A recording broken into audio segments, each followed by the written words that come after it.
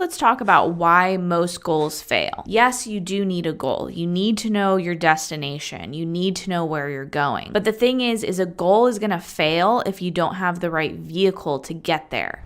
And that vehicle is systems. A lot of businesses, they do have leads coming in. They're just missing the leads. They're not calling back. They're not answering when they call. They're falling through the cracks. So you need to have a system in place, a repeatable process to capture all of these leads and make sure every single one is nurtured. A system you could put into place for this is you have, first of all, a set person answering the phones. Then when a lead comes in, they have a specific process they go through. They ask a certain set of questions and then they book a call for this lead. When I started this company with my father originally, we were working with people, we were helping them grow their businesses, and then they would come to us and say, yeah, but I still don't have any money. And we were like, what? We helped you grow 20% last year. How is that possible? And then we realized this was the missing link. We needed to help people with their profitability, not just their growth. So the way we do that is by using the profit first system. Most businesses are operating off of the same formula. Revenue minus expenses equals profit. This is a flawed formula when it comes to actually managing the cash flow. You make all of this money and at the end of the day, you're praying for the pennies at the end. So what Profit First does is actually flip this formula around. We have revenue minus profit equals expenses. So what we're doing is we're setting aside for profit first and we're running the business with the expenses that are left over. This just means that we're going to be more innovative about our spending and we're also going to be more aware of our spending. You actually have 5 bank accounts. All of the money goes into one income account. All your deposits are in their own bank account. And then on a set rhythm, you're going to be allocating this money into the other accounts. You're going to be putting a percentage into profit, then into owner's pay, then into tax, and then into OPEX. So you'll see OPEX is operating expenses, and that's the account that gets funded last. So before you even think about spending money on expenses, you're making sure that you have profit. You're making sure that you, the owner, the most valuable employee, that you are consistently getting paid. You're setting aside for taxes because that's not your money, that's the government's money. And then at the end of the day, we can figure out, all right, what do we have to actually spend and grow this business? Now that you have your profitability under control, you're going to need something to actually organize the business and have some operational systems in place. The way we do this is with our 4 pillars of business basics. Every business needs to sell their product or service, then they need to deliver what was sold, then they need to get new customers to sell and deliver to. So you see, this keeps going in a cycle like this. So within these pillars, you can have your team members assigned to their different areas. So you've got sales, you've got delivery, then you've got marketing, and then management. You've got some people up here, but that's where you are. Head honcho, you should be up here in management instead of down in the machine. Every area has their assigned metrics or numbers that show whether that area is succeeding. Yes, leads are up. Oh, but this one is down. Delivery, we are delivering what we are supposed to be delivering. Sales, the most important one. Sales are down. Oh no. Now you know by looking at these numbers where your attention is needed. If you're ready for this kind of clarity, click the link below and book your free profit assessment call. My team will take a look at your current situation and help build out a roadmap to implement these systems in your business. The biggest bang for your buck is to find out where your money is coming from now. You've got to focus on sales and money generating activities. 80% of your money comes from 20% of output. So take a look at what you are doing as the owner of the business that is directly impacting that output, and you need to strengthen that and crank that up. So let's talk about the CEO freedom formula. What does this actually mean? This means less owner involvement plus more profit, and that's what equals true business freedom. Because if you are still working in the business and your involvement is required, you're not going to be free from the business. You might as well go have a 9-to-5 where you are tied down. And if you don't have profit, you're not able to take care of yourself, your family, make strategic business decisions to reinvest that profit, reward your team with that profit. Profit isn't evil. Profit is what helps you grow, and it gives you more freedom and your employees more freedom. How this usually goes is your first 30 days are spent on profit first, and then your next 30 to 90 days are on the 4 pillars. And then typically from 90 days to that 6-month mark, that's when we can start implementing things like metrics, SOPs, company culture, really start refining things in the business. So within 6 months, you can have a smooth growing operating machine. Now, this would be if you're implementing these things on your own. Now, when I work with clients, we try to implement more than one thing at a time. So we can usually be working on profit first and the 4 pillars at once. Sometimes these issues get pulled up front because they are more pressing. And that's the benefit of having a guide or a mentor who can customize this for you and help you with roadblocks as you're going. If you're ready to get your time back and make more profit, book a call with my team today. We'll make a plan of how to install these systems in your business so you can see profitable growth month after month.